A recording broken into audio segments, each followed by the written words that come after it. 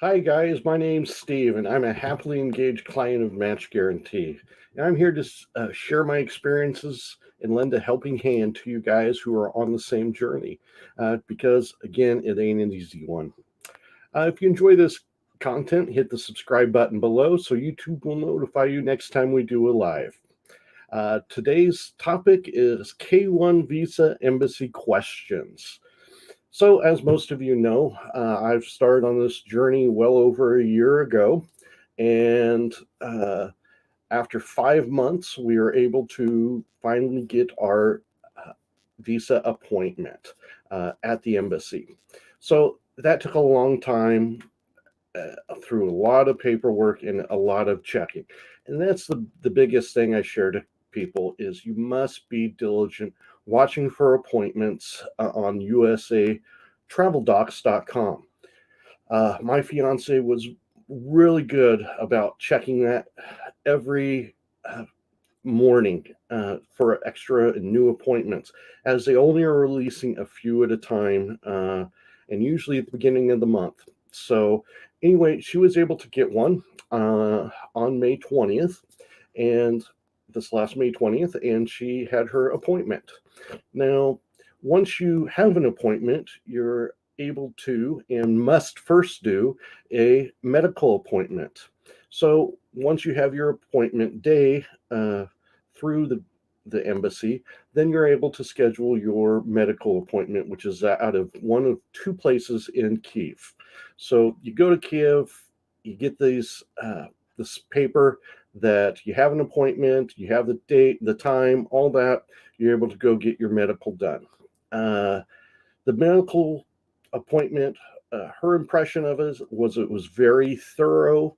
Uh, she said everyone was very kind and nice. Uh, they may require more tests. She wasn't really expecting all the blood work and urinalysis and all the different tests that they ran her through.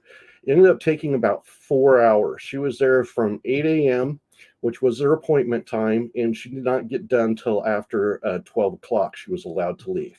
So that's something to really understand and know. So when you have this, are going through this, it's going to take 4 hours just for the medical on that. And it's something you just have to be ready for.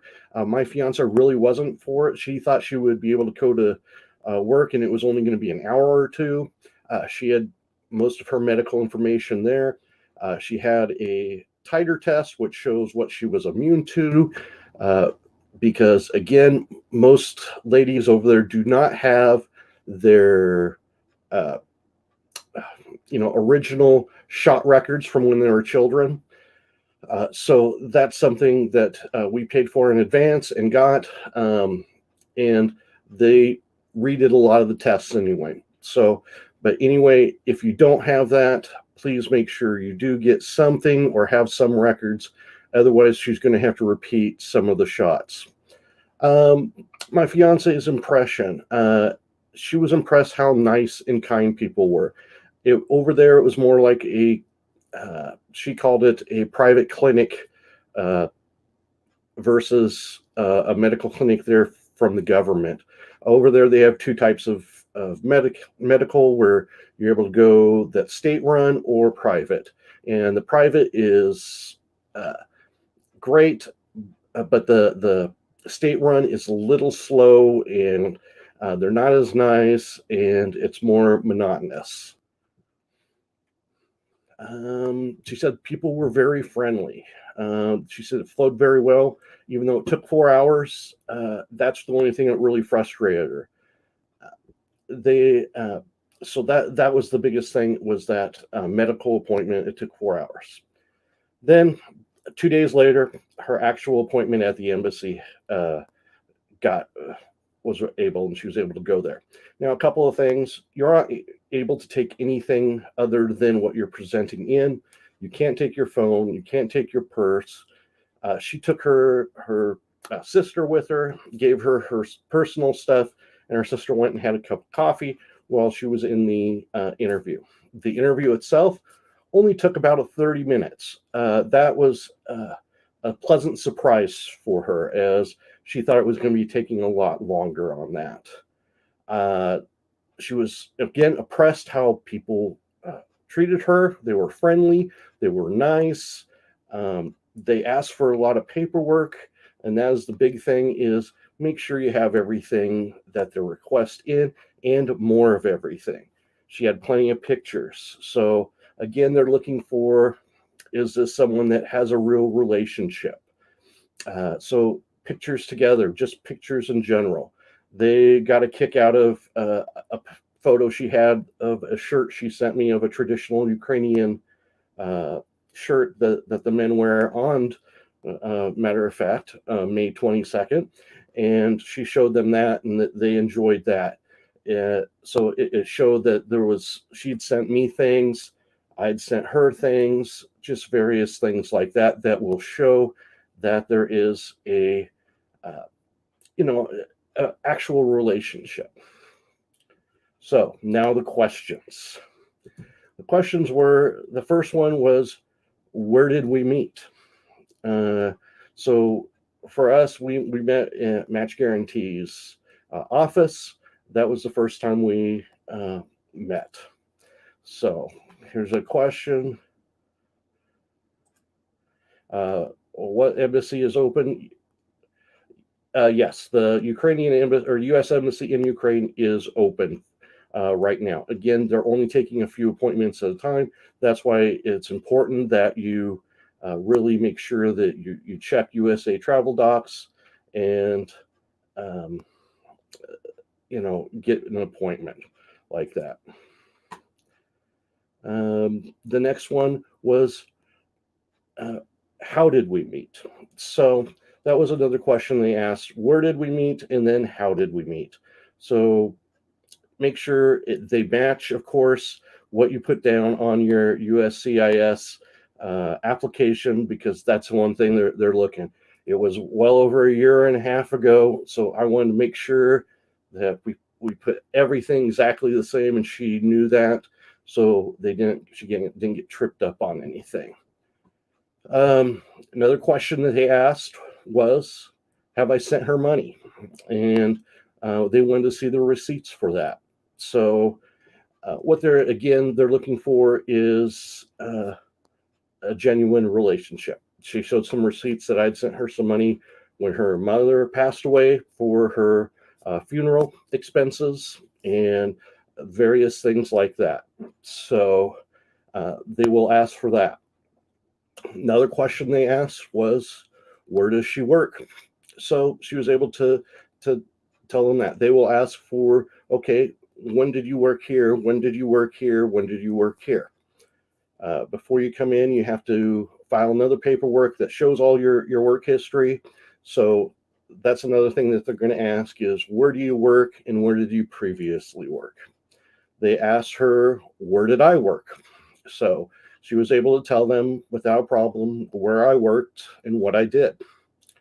So, and then the last question they asked, which is a little different, is, why haven't we traveled together? And we didn't have any pictures of us traveling together, just in Kiev. And she was able to show them some reservations that I made for an upcoming trip here in a little bit. When I come to Kiev, we're going to go to Odessa. So anyway, that is something that I would suggest making sure that you have plenty of pictures. And if you have traveled with your fiance different places, make sure you have those reservations in with your packet.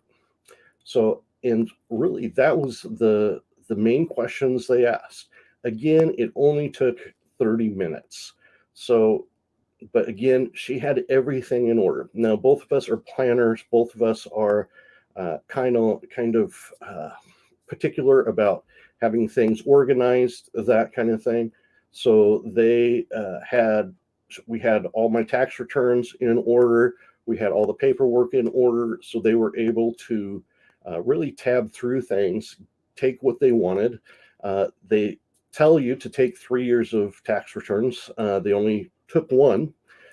They took our pictures. They took various other things like it was for the support letter, that kind of thing. They did not take, like I had a letter in there from the pastor that's going to marry us. They didn't bother with that. I had everything in there from old reservations from where we were going to get married to anything. A lot of that they end up looking at but didn't take. But again, it shows a relationship, and that's the biggest thing you're trying to do with that. So anyway, if there's questions out there, feel free to ask away, but that is pretty much all it was. Again, the medical is what took far more work and far more time than the actual embassy visit. 30 minutes, you come in, you don't, of course, cannot take anything. I was not allowed to go to the embassy or be there via Skype. Originally, I was told I would be able to, and they've stopped doing that with COVID. So anyway, that's something to be aware of. Normally, when they open this back up, they encourage the petitioner to be there either online or be there in person. But right now, that's not currently something that they're looking for. So anyway, if you, here's another question. We're actually going to go to Odessa. That's where some of her family is from. So we have a good resort. She sent the information to me, and I made the reservation. I don't even know what it's called, but anyway, yes, that place Zatoka is more of a party type place for younger people. We will probably be in bed by 10 o'clock watching TV by that time, so Zatoka would probably go to waste for us. So since we're kind of old fuddy-duddies at this point. So anyway, if there is no other questions, I will let you guys go for this week.